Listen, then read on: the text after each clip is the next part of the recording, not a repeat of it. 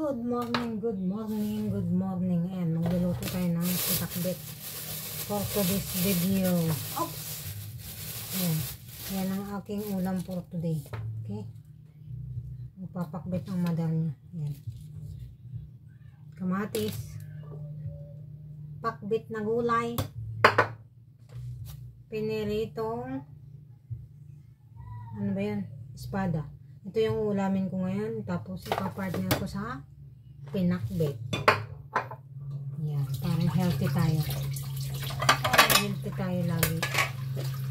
Kasi medyo nagkakaedad na tayo. Kailangan natin ng gulay sa ating katawan. Kakabalik ko lang mag-jogging kaya yan. Hindi pa nga ako nakapaglinis ng bahay. Pero unahin ko muna ang luto para diretso na ako maglinis ng bahay. Pagka naluto ko na lahat ito, di makakapaglinis na ako ng bahay. Tapos pag nagutom, kakain na naman, di ba? Ganun lang ang buhay. Unahin muna ang pagkain. Yan. Naglakad ako. Galing ako ng fishing port. Doon, dinaanan ko pa si AJ doon sa yung anak ko sa ospital ng Kabuyaw. Kaya sabi ko, uwi na nga ako. Hindi naman ako kailangan dyan. Kayo naman magpapacheck up. Binigyan ko na lang ng pera. Sabi ko, umuwi ka na lang. Kaya may gagawin pa ako sa bahay. Tapos nagbayad ako ng kuryente, ng tubig, ng cable. Yun. Siyempre. Basta naman ang kaperahan ng mother nyo. 1 click lang. Napunta lang sa bayarin. Ganun talaga. Ganyan talaga ang buhay natin. Nagtatrabaho para may pangbayad. May pangbayad at saka may pangkain. Ganun lang naman ang life cycle natin. Mas gugustuhin ko na yung pinangbabayad ko sa kuryente, tubig at saka ilaw. Saka pagkain. Kasi bayad sa ospital. Diba? Mas gugustuhin ko pa yun. Okay lang gumastos sa pagkain. Huwag lang sa ospital, sa mga gamot. Hindi ko yung gusto. Kaya pagka may pera, kailangan talaga kumain ng healthy. Hindi yung kung ano-ano na lang just labas.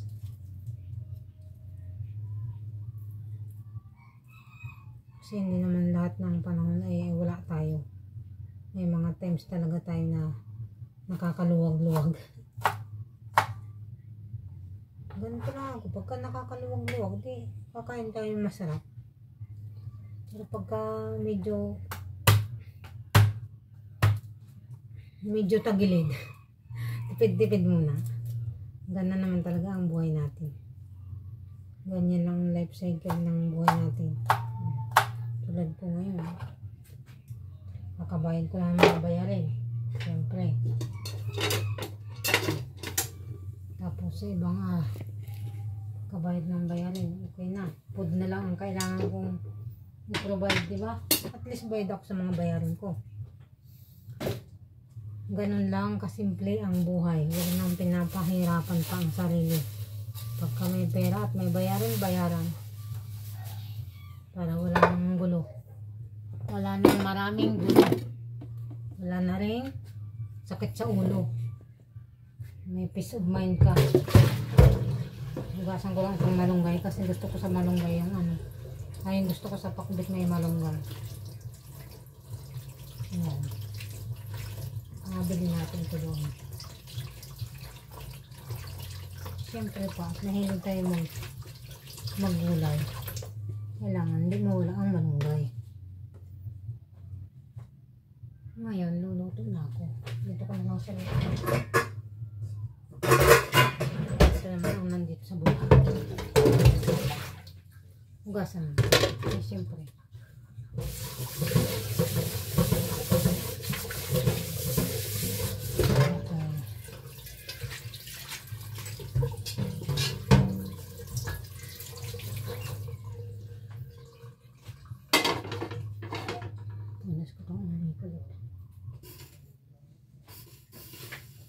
Tapos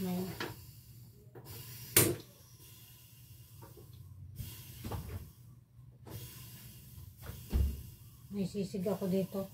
Ayan, sisig. Ang gagawin ko dito, tatanggalin ko itong ano.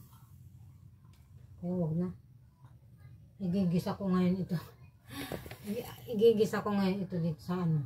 Diba? Ganun lang. Para may sayo. Hindi naman kinain ng anak ko. Kaya igigisa ko dito sa ano. Igigisa natin ang sisig dyan sa ito naman ay ipiprito ko ito. Para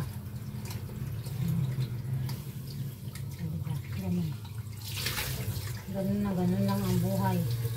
Ikot-ikot lang ang ating life. Diba? Pinirito, masarap. Yan, tira pa yan sa ulam namin kahapon. Kaya ngayon, kaya ako tinira yan kasi sabi ko magugulay ako. Papartner ko yan sa aking kulay. Diba? Masarap.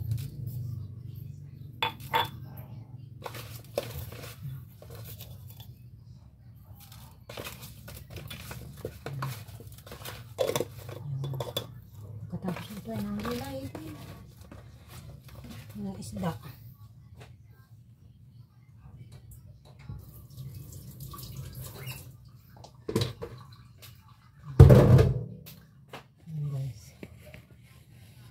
Ating gulay, lagyan natin ng konting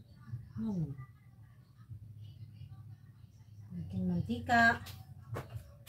Huwag masyadong mantika para hindi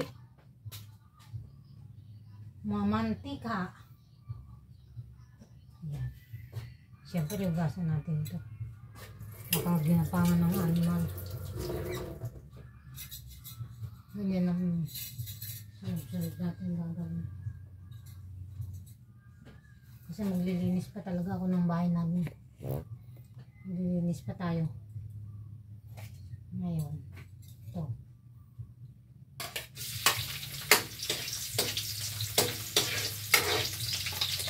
Tapos natin konti para makita.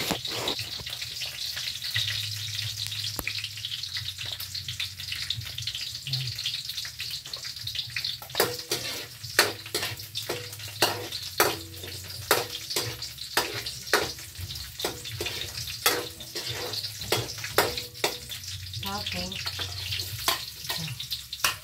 nakasan natin kunti. Para mabig na. Para mabig na ito. Tapos siyempre, kamatis. Ayan.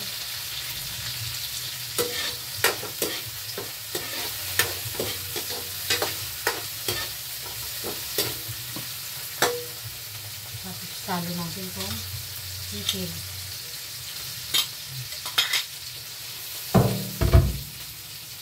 Diba?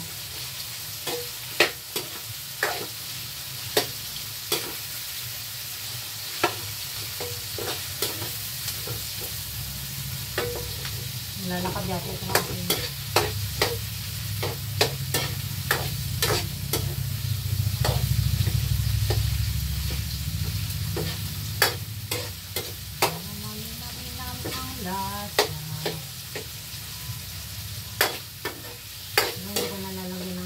Sirya ay lang sirya.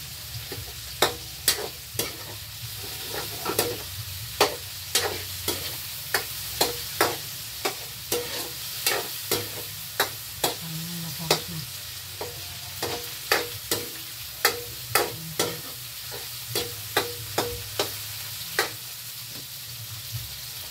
Lagyan natin ang gulay.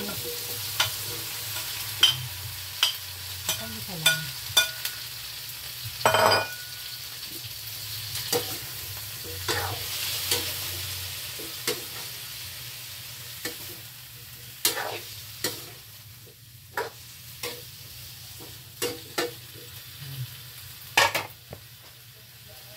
Lagyan natin ng konting water.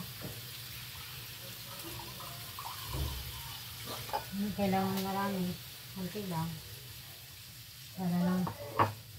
Para lang sa sabaw ng konti. Tapos lagyan natin ng siyempre magic para masarap.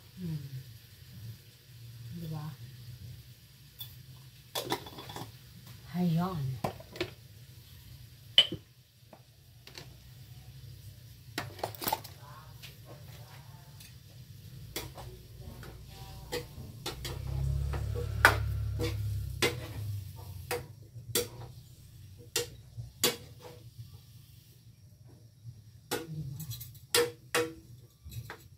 Konting water. Oh. Ganyan. Mamaya ko na ilalagay ito. Ilalagay ko na para maluto ng mabuti. Malunggay. Oh, malunggay, may gulay.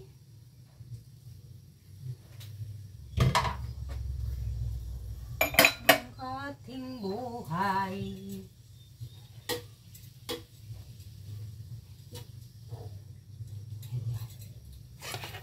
Good.